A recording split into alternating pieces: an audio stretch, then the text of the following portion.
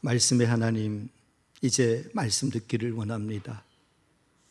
세상에서 가장 무능한 자를, 무능력한 자를, 무지한 자를 들어 이 자리에 세우시고 경건한 하나님의 말씀을 대언케 하심을 감사합니다. 감당할 수 없기에 주 앞에 엎드리오니 부족한 종을 통하여 하나님의 말씀이 증거될 때 주의 성령으로 임하시고 말씀하여 주시어서 사랑하는 성도들에게 깊이 심령 깊숙이 하나님의 말씀이 들려지고 바뀌어지게 하셔서, 그래서 하나님, 이 말씀이 우리 성도들을 살리고 우리 성도들에게 위로가 되고 성도들에게 힘이 되는 능력의 말씀 되도록 역사하여 주옵소서. 이 부족한 종을 십자가 뒤에 가리워 주시고 오직 십자가의 복음만 나타나도록 역사하여 주옵소서. 감사하며 예수님의 이름으로 기도하옵나이다. 아멘. 아멘. 할렐루야. 지난 한 주간도 평안하셨습니까? 할렐루야. 요즘은 그런 마음으로 견디는 것 같아요. 많이 무더운데 여전히 지금도 많이 더위가 계속되고 있는데, 그럼에도 불구하고 여러분, 우리가 좀 기대가 되는 게 뭐냐면 이제 9월이 얼마 안 남았다. 그렇죠? 이제 9월이 얼마 안 남았어요. 그렇죠? 이제 9월이 되면 좀 시원해지지 않을까요? 그렇죠? 그래서 우리 사랑하는 양정교회 모든 성도들 지금 무더위로 인하여 힘들고 어려운 시간들을 보내고 계실지라도 조금만 더 견디시고 조금만 더 인내하시면 시원한 가을이 곧 찾아오리라고 생각이 듭니다.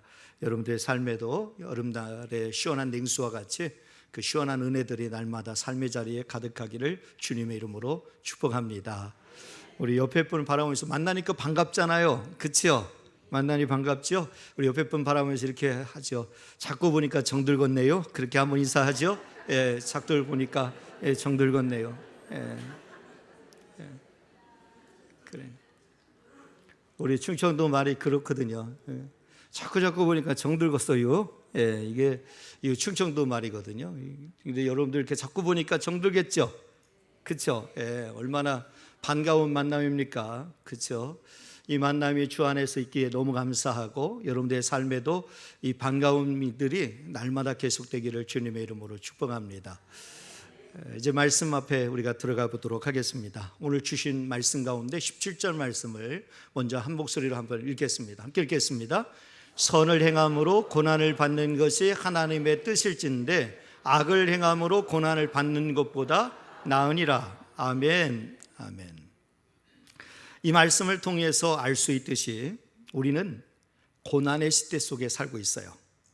왜냐하면 선을 행해도 고난을 당하고 악을 행해도 고난을 당해요. 여러분, 악을 행하기 때문에 고난을 당하는 것이면 이해가 돼요. 그런데 선을 행함에도 불구하고 고난을 당하면 억울해요. 왜? 내가 선을 행하는데도 왜 고난을 당해야지? 그런데 이상하리만큼 우리가 살고 있는 이 시대는 악을 행해도 고난을 받고 선을 행해도 고난을 받아요. 그런데 조금 다른 것이 있다면 선을 행함으로 고난을 받는 것은 하나님의 뜻일진데, 얘기해요. 하나님의 뜻일진데.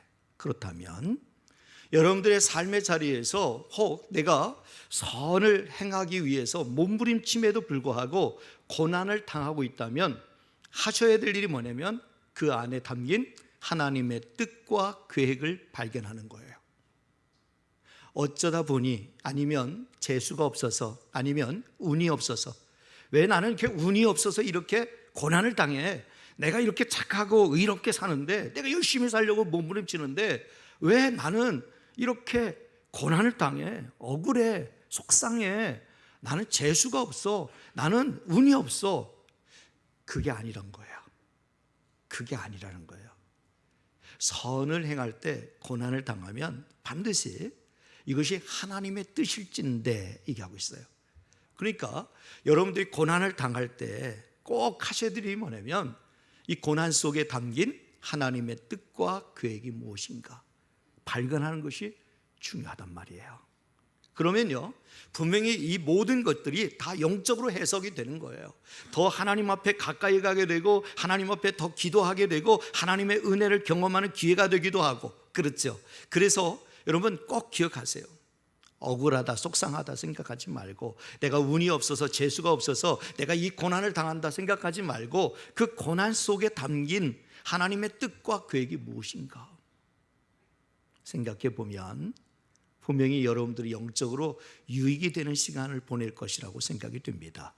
우리 사랑하는 양정의 모든 성도들이 어쩔 수 없어요.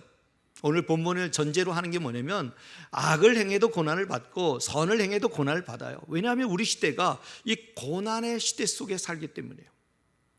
그래서 이런 가운데 여러분들이 영적으로 한번 해석하는 훈련을 받아봤으면 좋겠어요.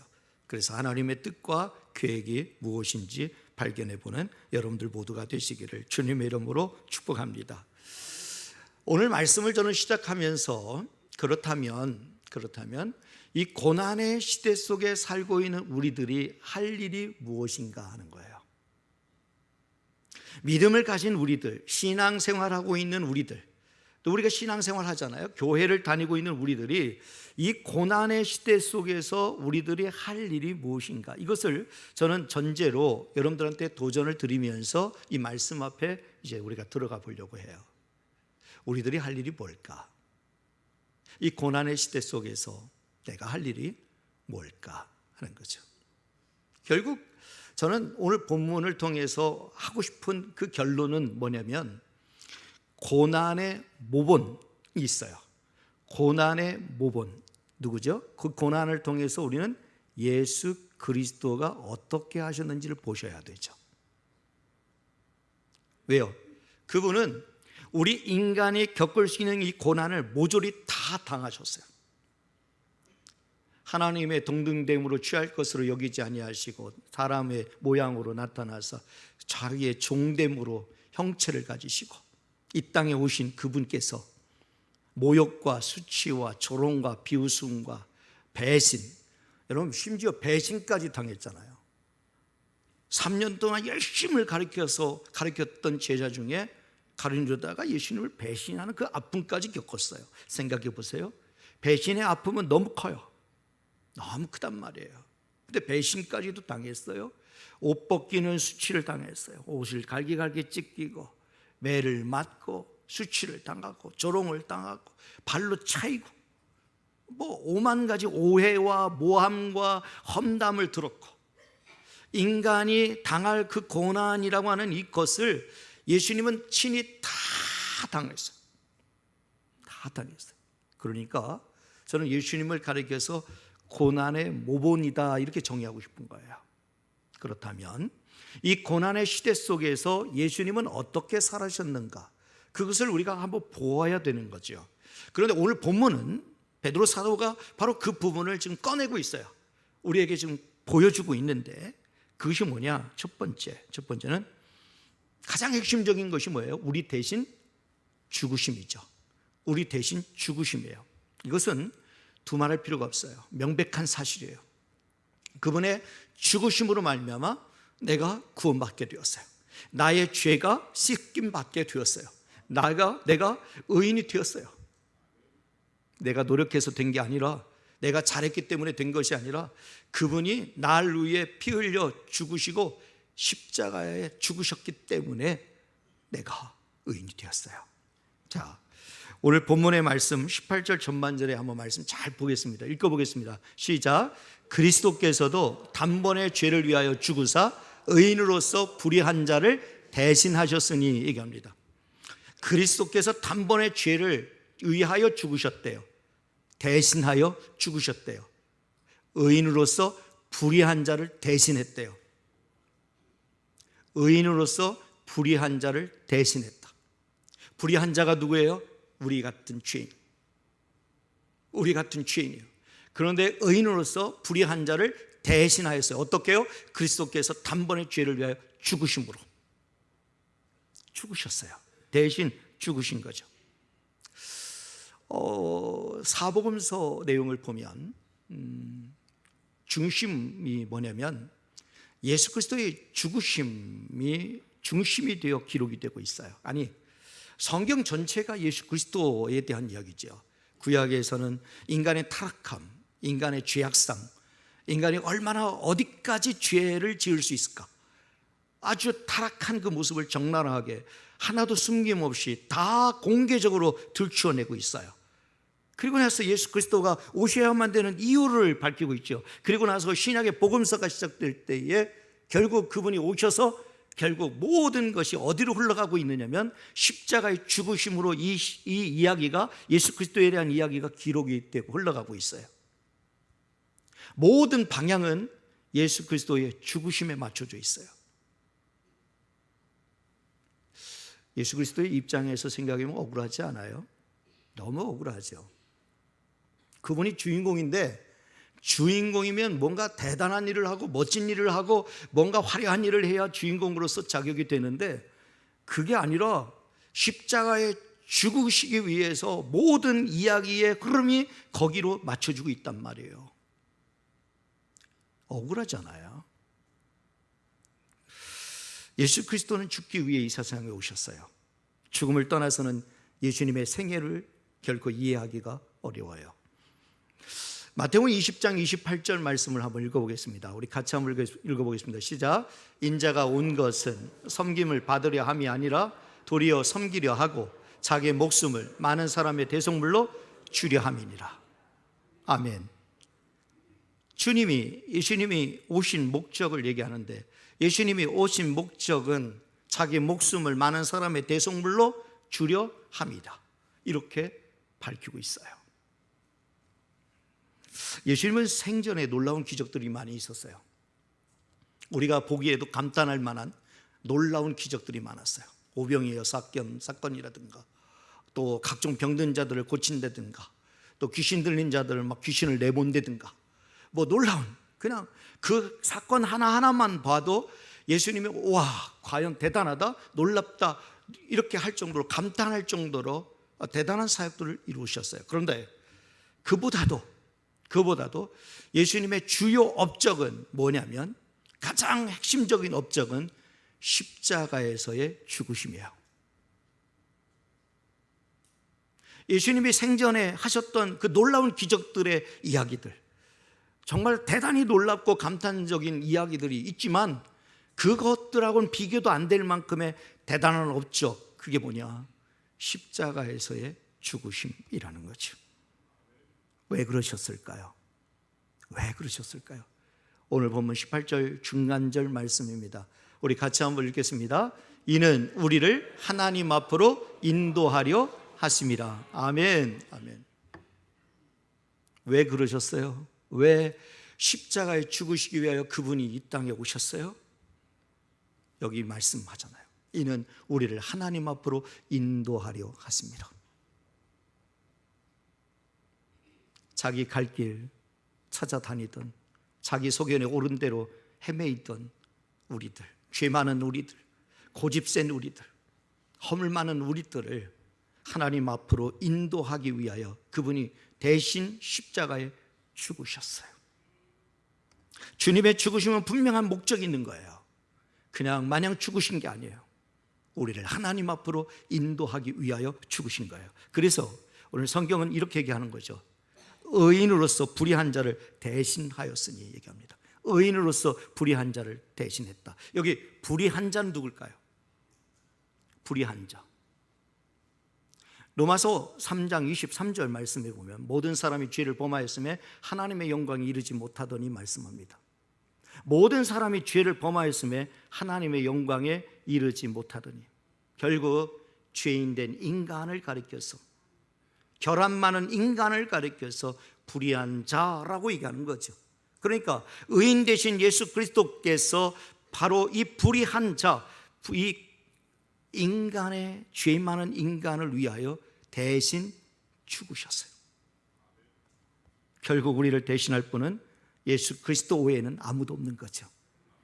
예수 그리스도께서 우리를 대신하여 죽으신 것처럼 우리도 그리스도를 본받는 자가 되어야 되는 거죠. 그렇다면 오늘 본문을 통해서 우리가 깨달아야 될 영적 교훈은 이거예요. 우리 주님이 우리를 대신하여 죽으신 것처럼 우리도 누군가를 대신하여 죽어야 돼요. 내 자존심, 내 고집 꺾어야 돼요. 내 생각 접어야 돼요. 내가 주장하고 있는 이 주장들 다 내려놔야 돼요. 주 앞에 내려놔야 돼요. 내가 이 주님 앞에서 내세울 수 있는 고집 없어요. 주장 없어요. 내가 어떻게 의롭다고 말할 수 있어요? 아니요. 그분이 나를 대신하여 십자가에 죽으심으로 말미암아 내가 이렇게 영광 가운데 구원받은 자로 살게 되었는데 무슨 자격으로 내가 누구를 평가하고 판단할 수 있겠어요? 결국 오늘 주신 영적 교훈은 첫 번째 바로 그거예요. 나도 역시 고집을 꺾는 거예요. 나를 죽이는 거예요. 나의 주장을 죽이는 거예요. 내 생각을 죽이는 거예요. 그러지 않고는 하나님의 의의 영광을 누리지 못하는 거죠. 그다음에 두 번째 우리가 깨달아야 되는 것은 뭐냐면 놀라운 것을 얘기해요. 그리스도를 통해서 우리가 어떻게 그분을 하셨는가를 봐야 되는데 이 두 번째는 보니까 복음에 순종치 않았던 죽었던 사람들에게까지도 복음을 선포하라는 거예요. 선포하라.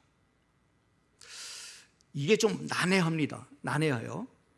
복음에 순종치 않고 불순종했던 그 죽었던 사람들에게 복음을 선포해라?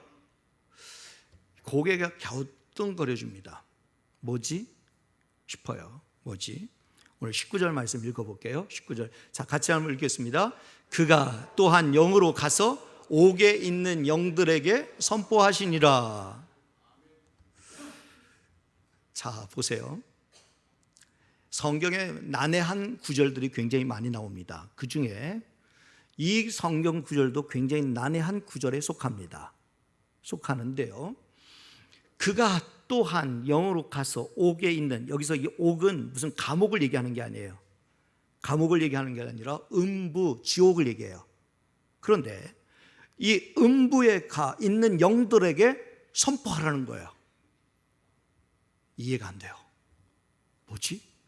이미 음부에 간 영들은 이미 끝난 거잖아요.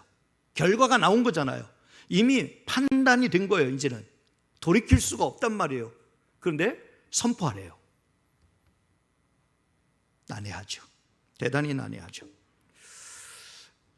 이 옥에 있는 영들이 누군가는 바로 다음 절 20절을 보면 조금 추측할 수 있어요. 짐작이 가능해요. 20절 말씀 읽어보겠습니다. 함께 읽겠습니다. 시작. 그들은 전에 노아의 날 방주를 준비할 동안 하나님이 오래 참고 기다리실 때에 복종하지 아니하던 자들이라. 그들은 얘기하죠. 그들은 누구냐? 그들은 옥에 있는 악한 영들, 그들은 누구냐? 그들은 전에 노아의 날 방주를 준비할 동안 하나님이 오래 참고 기다리실 때에 복종하지 아니하던 자들, 끝까지 복음을 거부했던 불순종했던 자들. 복음을 받아들이면 단숨에 복음의 역사가 일어나는데 그런데 끝까지 복음을 거부하고 끝까지 고집 피우고 그래서 불순종했던 자들이 바로 그들이에요. 그들. 그런데 그들에게까지도 뭘 하래요? 복음을 선포하래요. 여러분 이해가 되십니까? 그런데요, 자, 이 20절 전반전을 다시 한번 띄워주시겠어요? 이 말씀을 잘 보면요, 복종하지 아니하던 자들이라 하는데 그 앞에 어떤 표현이 나오는지 보세요. 하나님이 오래 참고 기다리실 때에 얘기해요. 그러니까 이들이 누구냐면 하나님이 오래 참고 기다렸던 대상이에요. 대상. 그토록 오래 참고 기다려 주었던 대상이 이들이에요.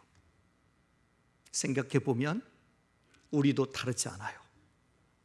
하나님이 우리에 대하여 오래 참으셨어요. 오래 기다려 주셨어요. 내가 처음부터 의롭게 산 게 아니에요. 내가 처음부터 깨끗했던 게 아니에요. 내가 처음부터 하나님께 인정받는 자가 되었던 거 아니에요.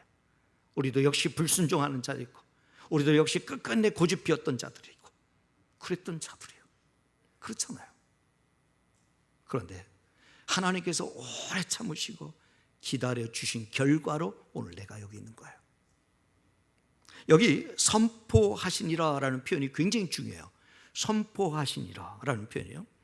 이 본래 이 복음을 전하는 것을 유앙겔리조라고 하는 단어를 쓰는데, 유앙겔리조라고 하는 단어를 쓰는데 여기서 이 단어를 쓰지 않아요. 이 선포는 일방적 선포예요. 일방적인 선포. 여러분, 믿음은요, 선포하는 곳에 역사가 나타납니다. 우리 사랑하는 양정의 모든 성도 여러분, 믿음은요, 선포하세요. 이 일이 될 건지 안 될 건지, 이게 되겠어 안 되겠어, 아유 그거 갖고 안 되겠어, 이렇게 자기가 판단하지 마세요. 자기가 스스로 평가하고 판단하고 하지 말고 믿음은 선포하세요. 여러분, 선포하세요. 여러분, 육체의 질병이 있으면요, 내 몸의 모든 질병들은 떠나갈지어다, 예수 그리스도 이름으로 명하노니 떠나갈지어다 외치세요. 선포하는 곳에 믿음의 역사가 나타나요. 여러분, 믿음의 역사가 언제 나타나냐? 믿음을 선포하는 곳에 믿음의 역사가 나타나는 거예요. 바로 이거예요. 여러분 보세요. 옥에 있는 영들에게 가서 선포하래요. 이미 음부에 내려간, 지옥에 떨어진, 이미 가능성이 제로예요. 희생, 회복할 가능성은 완전히 제로예요. 그런데 그 영들에게 선포하래요. 불가능한 일이에요. 가능하지 않은 일이에요. 그런데요, 가능하지 않은 일을 가능하게 하실 수 있는 분이 누구예요? 하나님이세요. 오래 참고 기다리셔서 결국은 살리시는 분이 누구예요? 하나님이세요. 이게 더 중요한 거예요. 우리의 생각이 더 중요한 게 아니라, 우리의 경험이 더 중요한 것이 아니라, 우리는 생각과 우리의 경험으로 보면, 우리의 지식으로 보면 이건 불가능한 거예요. 이건 끝난 거예요. 이미 끝난 거예요. 마침표 찍은 거예요. 그렇지만 하나님은 역전의 명수예요. 하나님의 말씀대로 순종하여 하나님의 말씀대로 선포하는 곳에 하나님의 믿음의 역사를 일으키는 줄 믿으시기를 바랍니다. 여러분의 삶에도 마찬가지예요. 분명히 여러분의 삶에 어려움이 있겠죠. 나는 이제 끝났다, 내 인생 끝났다, 나는 좌절이다, 나는 절망이다, 나는 노력했지만 안 되더라, 포기할 수도 있어요. 하지만 하나님이 끝났다고 말하기 전에는 끝난 게 아니에요. 하나님이 끝났다고 말하기 전에는 여러분의 인생이 끝난 게 아니란 말이에요. 포기하지 마세요. 다시 믿음으로 선포하세요. 믿음으로 선포하는 그곳에 하나님께서 믿음의 역사를 일으켜 주시는 줄 믿으시길 바랍니다. 할렐루야. 우리 양정교회 이 믿음의 역사가 막 일어나기를 주님의 이름으로 축복합니다. 여러분의 삶의 자리에도, 여러분의 생업의 일터에도 믿음의 역사가 막 끊임없이 일어나기를 주님의 이름으로 축복합니다. 선포해야 돼요. 내가 진짜 믿음을 가진 자라면, 내가 진짜 믿음이 있는 자라면 그 믿음의 능력을 사용할 줄 알아야죠. 그 믿음의 능력을 사용하는 것이 뭐냐? 믿음으로 선포하는 거예요. 믿음으로 선포할 때 하나님께서 믿음의 역사를 일으켜 주시는 줄 믿으시기를 주님의 이름으로 축복합니다. 오늘 본문의 말씀해 보세요. 끈질기게 하나님의 그 오래 참으시면서 어느 정도까지 참았어요? 오늘 갑자기 등장하는 인물이 한 인물이 나오죠. 노아가 또다시 등장합니다. 노아는 120년 동안이나 복음을 전했습니다. 방주를 지으면서, 열심히 지으면서, 이 메시지가 바로 복음입니다. 구원의 방주. 이 방주 안에 들어와야만이 구원받는 그 놀라운 그 복음의 역사들을 그는 증명해 보이고 있습니다. 그런데 끈질기게 끝끝내 그들은 이 세월이, 긴 세월 동안 120년이라는 세월이 지났음에도 불구하고 여전히 조롱하고 모함하고 험담은 하지만 복음 앞에 돌아오지 않았어요. 끝끝내 복음을 거절하고 죽었던 이들이에요.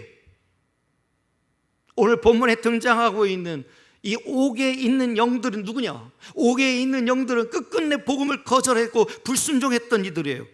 그런데 이들에게 무엇을 하래요? 예수 그리스도가 용서하기 위하여 대신 죽으셨고 뿐만 아니라 오늘 본문을 통해서 결국은 그분이 승리자 되셨음을 선포하라는 거예요. 사랑하는 여러분, 우리가 예수 그리스도 안에 분명히 있다면 죽지 않습니다. 그분은 우리를 살립니다. 죽은 자도 다시 살리시는 분이 우리 주님이십니다. 사랑하는 여러분, 오늘 18절 하반절 말씀 보겠습니다. 우리 같이 한번 읽겠습니다. 시작. 육체로는 죽임을 당하시고 영으로는 살리심을 받으셨으니 아멘. 아멘. 예수 그리스도는 우리의 죄를 용서하기 위해서 육체로는 죽으심을 당했어요. 그러나 영으로는 살리심을 받으셨단 말이에요. 이 위대한 승리를 끝끝내 복음을 거절하고 죽었던 이들에게 선포하라는 것입니다. 여러분, 당장에는 억울하고 속상하고 손해보고 내가 진 것 같고 내가 실패한 것 같고 내가 패배한 것 같아도 여러분, 우리 모두 최후 승리를 선포합시다. 중간의 승리가 아니라 우리는 최후 승리를 선포할 자격을 얻은 자들입니다. 로마서 8장 11절 말씀을 읽겠습니다. 우리 같이 한번 읽겠습니다. 예수를 죽은 자 가운데서 살리신 이의 영이 너희 안에 거하시면 그리스도 예수를 죽은 자 가운데서 살리신 이가 너희 안에 거하시는 그의 영으로 말미암아 너희 죽을 몸도 살리시리라. 아멘. 아멘. 이 말씀의 역사가 여러분의 삶에 그대로 이루어지기를 주님의 이름으로 축복합니다. 너희 죽을 몸도 살리시리라 말씀합니다. 어떻게 되면?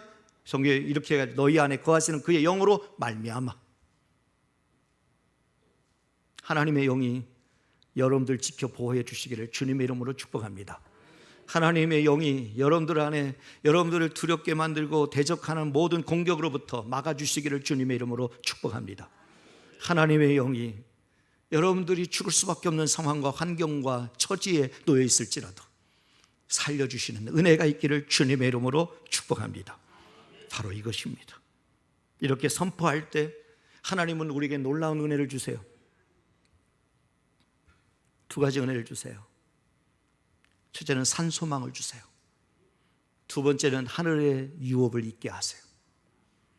우리 사랑하는 양정의 모든 성도들, 절망의 먹구름이 드리워져 있는 이 상황들, 죽음의 어떤 두려움이 여러분들을 옥죄오는 이 상황들, 그래서 고난의 삶 속에서 어떻게 내가 살아나야 될지 고민하고 있는 여러분들에게 오늘 이 말씀이 큰 위로가 되시기를 주님의 이름으로 축복합니다.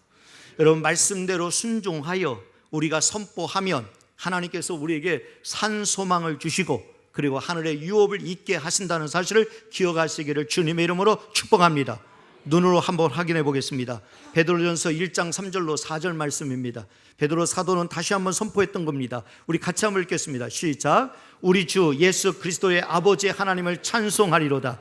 그의 많으신 긍휼대로 예수 그리스도를 죽은 자 가운데서 부활하게 하심으로 말미암아 우리를 거듭나게 하사 산 소망이 있게 하시며 썩지 않고 더럽지 않고 쇠하지 아니하는 유업을 있게 하시나니 곧 너희를 위하여 하늘에 간직하신 것이라. 아멘. 아멘. 할렐루야. 여러분, 생각해 보세요. 내가 아무리 고난 속에 있을지라도 산 소망이 없으면 두렵지 않습니다. 내가 아무리 고난 속에 있을지라도 하늘의 유업을 이을 자로 인정받는다면 무엇이 두렵겠습니까? 아무것도 두렵지 않아요. 세상을 살아가는 동안에는 내가 결코 놓지 말아야 될 것은 이 두 가지예요. 산 소망. 소망이 있으면 두렵지 않아요. 내가 비록 지금 사망의 음침한 골짜기를 다닐지라도 내가 주께서 나와 함께 하신다는 산 소망이 분명하면 두렵지 않아요.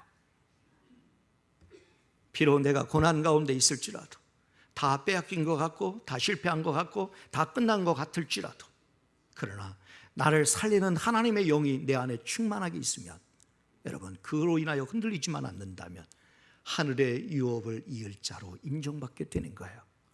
이 영광의 기쁨이 우리 사랑하는 양정의 모든 성도들 안에 충만하게 있기를 주님의 이름으로 축복합니다. 바로 이것입니다. 그런데요, 오늘 본문에 왜 갑자기 노아가 등장할까 하는 거예요. 노아가 왜 갑자기 등장할까? 이 당시 그리스도인들이 당하던 고난이 마치 노아의 때에 당하던 그 고난과 흡사했기 때문입니다. 그래서 베드로 사도는 이것을 기록해 가는 과정 가운데 제일 먼저 떠오른 사람이 노아였습니다. 그래서 노아를 지금 예를 들어서 시작을 하고 있는 거죠. 왜냐하면 우리가 잘 알다시피 이 노아는 숱한 고난을 감당했던 사람입니다. 노아의 시대가 어떤 시대였습니까? 종말론적 부패와 배도 현상이 그 어느 때보다 뚜렷하게 나타나던 시대였습니다. 다 교회를, 믿음을 저버리고 다 교회를 떠나고 다 흩어지고 하던 시대입니다. 그때에 그들을 하나님 앞으로 인도하려고 노아는 방주를 지으며 온갖 조롱과 비웃음과 온갖 모함과 험담, 그것도 긴긴 120년의 세월 동안 감당했습니다. 방주를 준비하는 동안 역시 그가 보았던 것은 여전히 오래 참고 기다리시는 하나님을 보았던 것입니다. 자신도 힘들었지만 나도 그 긴긴 세월 동안에 이 구원의 방주를 짓는 것, 그래서 그로 인하여서 수많은 사람들이 비아냥거리고 손가락질하고 조롱하고 욕하고 온갖 것들을 할 때 그걸 감당하는 것도 힘들었지만, 그러나 노아가 견딜 수 있었던 것은 무엇이냐면 여전히 오래 참고 기다리고 계시는 하나님을 보았던 것입니다. 사랑하는 여러분, 노아의 시대나 오늘 본문이 기록된 1세기 그리스도인들의 시대나 지금 오늘 우리들이 살고 있는 이 시대의 공통점이 무엇입니까? 고난의 시대라는 것입니다. 이때 우리들도 이 어려운 시대를 살면서 할 일이 뭘까요? 세상의 핍박과 비방 속에 살아가는 우리들이 계속 인내하며 선을 행할 수 있는 힘, 그것이 뭘까요? 그것은요, 다른 게 없습니다. 오래 참으시고 기다리셨다가 결국 살리시는 하나님을 바라보는 것입니다. 오래 참으시고 기다리셨다가 결국 살리시는 하나님을 바라보는 것, 이것이 우리에게 힘입니다. 자, 그때 우리에게 주어지는 은혜의 혜택이 뭐냐? 세 가지 말씀드리겠습니다. 우리가 그렇게 하려면, 정말 결국 살리시는 하나님을 만나려면, 경험하려면 어떻게 해야 되는가? 첫 번째, 우리 같이 보겠습니다. 첫 번째는 고난받는 것을 이상히 여기지 말고 철저히 대비하라는 거예요. 고난받는 것을 이상히 여기지 말고 철저히 대비하라. 우리 예수님께서 우리 대신 고난을 받으셨죠. 또 오늘 본문에 등장하고 있는 노아도 역시 대신 고난을 많이 받았습니다. 구원의 방주를 짓기 위해서 수많은 고난을 받았습니다. 그렇다면 우리가 고난받는 것을, 여러분, 우리는 또 이상히 여길 필요가 없습니다. 베드로전서 4장 12절 말씀 우리 같이 한번 읽겠습니다. 함께 읽겠습니다. 사랑하는 자들아, 너희를 연단하려고 오는 불시험을 이상한 일 당하는 것 같이 이상히 여기지 말고 얘기합니다. 여러분, 우리가 당하는 고난들, 믿음을 가진 우리들이 당하는 이 고난들을 이상한 일을 당하는 것처럼 이상히 여기지 말아주시길 바랍니다. 그냥 철저히 대비하시기를 주님의 이름으로 축복합니다. 고난의 모본이신 예수 그리스도께서 어떻게 하셨는지만 본받으면 됩니다. 그분이 어떻게 하셨는지, 그리고 노아가 어떻게 끝까지 참고 견뎠는지를 보면 됩니다. 그에게는 변치 않는 산소망이 있었습니다. 그리고 그에게는 하늘의 유업을 잇는 그 놀라운 축복을 바라보고 있는 것입니다. 사랑 여러분, 흔들리지 마세요. 어렵고 힘든 문제로 인하여서 믿음 저버리지 마세요. 더 하나님과 멀어지지 말고 오히려 가까워지시기를 주님의 이름으로 축복합니다. 이제 두 번째는요, 두 번째, 결과를 의식하지 말고 우리의 할 일을 선포하라 하는 것입니다. 결과를 의식하지 말고 우리의 할 일을 선포하라. 우리가 되게 주저하거나 쉽게 결단하지 못하는 이유가 뭐죠? 이 결과를 너무 의식하기 때문이죠. 결과를 너무 의식하기 때문에 쉽게 결단하지 못하는 거예요. 주저하는 거예요. 고민하는 거예요. 그 결과에 대해서 책임져야 된다고 생각하니까 섣불리 마땅히 해야 될 일도 하지 못하는 거예요. 오늘 말씀을 자세히 보세요. 20절 하반절 말씀입니다. 우리 같이 한번 읽겠습니다. 방주에서 물로 말미암아 구원을 얻을 자가 몇 명뿐이니 겨우 8명이라. 이 표현이 굉장히 재밌어요. 겨우. 굉장히 부정적인 의미가 느껴지죠. 여러분, 어떻게 느껴지십니까? 120년이라는 세월 동안에요, 온갖 욕 다 먹어가면서, 온갖 조롱 다 당하면서, 끝끝내 성실하게 하나님 자신에게 맡기신 사명, 그 사역을 열심히 성실하게 감당했어요. 그 시간을 들이고 공을 들여서 120년이나 세월 동안에 이 노아의 방주를 지었어요.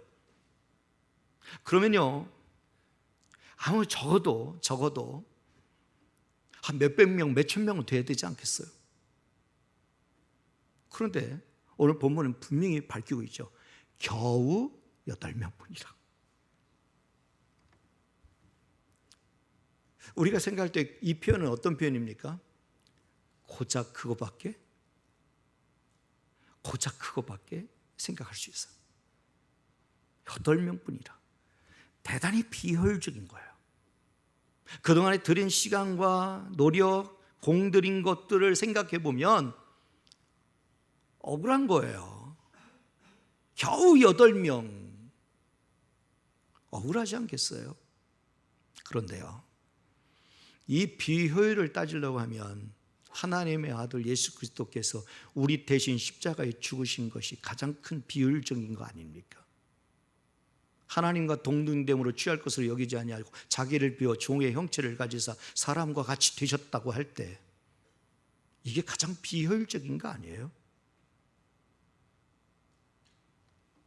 여기 겨우 8명이라 하는 표현이요, 이 표현으로 봐서는 그만큼 그 당시에 복음을 전하기가 상당히 어려웠다는 것을 전제하게 있는 거죠. 상당히 그 당시의 사람들의 마음이 강팍한 상태에 있어서 복음을 받아들이기가 어려운 상황 가운데 있었다는 것을 전제로 하지요. 여러분, 만약에 노아가 애초부터 시작할 때부터 여러분 이 결과에 대하여 의식했다면, 이 결과에 대해서 내가 책임져야 된다고 생각했다면 아마 시작도 못했을 겁니다. 120년 동안 방주를 짓고 온갖 수욕을 당하고 온갖 조롱을 당하면서까지 이거 다 끝끝내 감당하면서 끝까지 구원의 방주를 짓는 일을 여러분 하지도 못했을 겁니다.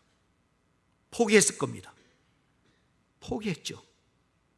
그런데요, 너무 결과가 초라해요. 결과가 너무 초라해요. 그럼에도 불구하고 노아는 그 방주를 준비하는 동안 믿음으로 오래 참고 기다리시는 하나님을 보고 있는 거예요. 결국은 하나님께서 모든 결과를 이루신다는 사실을 믿고 신뢰하고 있는 거예요. 사랑하는 여러분, 바로 이거예요. 결과에 대해서 전혀 의식하지 말고 하나님께서 하라 하시면 우리는 성실하게 감당하는 거예요. 선포하라 하면 우리는 성실하게 선포하고 하는 거예요. 내가 결과를 책임질 일이 아니에요. 우리는 최선을 다할 뿐이에요. 주님의 말씀에 순종하느냐 불순종하느냐예요. 우리는 순종할 뿐이에요. 불순종할 마음으로 갖지 않는 거죠. 우리는 순종하고 살아가면 하나님이 모든 것을 이루실 줄로 믿으시기를 주님의 이름으로 축복합니다. 마지막 세 번째는 고난이 가득 찬 세상 속에서 언제나 구별된 삶을 살아가라 하는 거예요. 사랑하는 여러분, 우리는 누가 뭐래도 여러분 하나님의 사람들 아닙니까? 신앙인들 아닙니까? 그리스도인 아닙니까? 정말 말 쉽게 해서 교회 다니는 사람 아닙니까? 그러면 교회 다니는 사람으로 뭔가 세상 사람들과 구별된 삶을 살아야죠. 뭔가 다른 삶이 있어야 되죠. 다른 사람들보다 좀 더 양보하고 좀 더 희생하고 좀 더 선하게 살고 좀 더 착하게 살아야 되는 거잖아요. 그게 구별된 삶이잖아요. 오늘 본문에 등장하는 두 인물이 있어요. 오늘 본문에 등장하는 두 인물, 예수 그리스도 그리고 노아. 여러분, 이분들이 어떤 분이에요? 대단한 분들 아닙니까? 의인 아닙니까? 오늘 성경 말씀 잠시 보겠습니다. 창세기 6장 9절 말씀 우리 같이 한번 읽겠습니다. 시작. 노아는 의인이요 당대의 완전한 자라 그는 하나님과 동행하였으며. 노아는 의인이요 당대의 완전한 자라 그는 하나님과 동행하였다. 이것을 세 번역 현대인의 성경으로 한번 번역된 성경을 다시 한번 읽겠습니다. 함께 읽겠습니다. 그 당시의 사람들 가운데 노아만은 의롭고 흠이 없는 사람이었으며 하나님의 뜻대로 사는 자였다. 대단히 중요한 표현이죠. 노아만은, 다른 사람은 어땠다는 거예요? 그렇지 않았다는 거예요. 다른 사람은 그렇지 않았다는 건데 노아만은 의롭고 흠이 없는 사람이었으며 하나님의 뜻대로 사는 자였다. 대단히 중요하죠. 여기 하나님의 뜻대로 사는 자였다는 이 표현이요, 이 표현을 보면 누가 제일 먼저 생각나요? 예수 그리스도요. 땀방울이 핏방울이 되도록 정말 부르짖어 기도할 때 그때 기도했던 내용이 뭐였죠? 나의 뜻대로 마옵시고 아버지의 뜻대로 하옵소서. 철저히 아버지 하나님의 뜻대로 살아간 이가 예수 그리스도란 말이죠. 사랑하는 여러분, 지금 우리는 노아의 시대와 같은 시대를 살고 있습니다. 진리를 떠나 자기의 소욕, 육신의 소욕대로 살아가는 시대입니다. 교회 안에 있지만 진리는 들으려고 하지 않고 자기 생각대로만 하려고 합니다. 어쩌면 노아와 같이 의롭고 흠없고 하나님의 뜻대로 살려는 삶에는 전혀 관심이 없는 듯 싶습니다. 사랑하는 여러분, 그러나 계시록 21장 27절 말씀 우리 같이 한번 읽겠습니다. 무엇이든지 속된 것이나 가증한 일 또는 거짓말하는 자는 결코 그리로 들어가지 못하되 오직 어린 양의 생명책에 기록된 자들만 들어가리라. 아멘. 여기 속된 것은 더러운 것을 얘기하는 거고 가증한 일은 역겨운 것을 말하는 거예요. 속된 것이나 가증한 것이나 거짓말하는 자는 결코 그리로 들어가지 못하리니 오직 어린 양의 생명책에 기록된 자들만 들어가리라. 우리 시대는 둘로 나누어지는 시대입니다. 거룩한 자와 속된 자, 의인과 악인, 정직한 자와 거짓말하는 자, 믿음 있는 자와 믿음 없는 자, 순종하는 자와 불순종하는 자. 그렇다면 여러분은 어디에 속하십니까? 우리는 고난이 가득 찬 세상 속에서 언제나 희망의 메시지를 선포하는 하나님의 사람이 되시기를 주님의 이름으로 축복합니다. 기도하겠습니다. 오래 참고 기다리셔서 결국 살리시는 하나님, 우리 삶에서 고난 때문에 낙심할 때가 많은데 그 고난 가운데서 하나님의 뜻과 계획을 발견하게 하옵소서. 우리가 고난으로 인해 낙심하지 말게 하시고 오히려 믿음을 지키며 주님 앞에 더 가까이 나아가 산 소망과 하늘의 간직한 유업을 얻고 살게 하옵소서. 세상의 핍박과 비방 속에 살아가는 우리가 계속해서 인내하며 선을 행할 수 있게 하는 힘을 주옵소서. 고난받는 것을 이상히 여기지 말고 철저히 대비하며 결과를 의식하지 말고 우리의 할 일을 선포하며 고난이 가득 찬 세상 속에서 언제나 구별된 삶을 살아가게 하옵소서. 감사하오며 예수 그리스도 이름으로 기도드립니다. 아멘.